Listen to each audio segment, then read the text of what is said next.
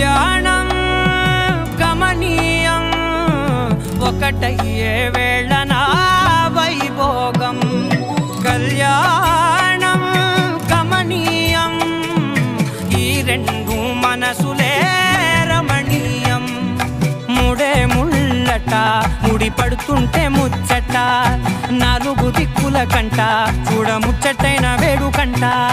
ఆ పంచభూతాల తోడుగా ప్రేమ పంచుకొనే పండగంట. 6 గలల నిండుగా ఇది 100 ఏళ్ల పచ్చని పంట.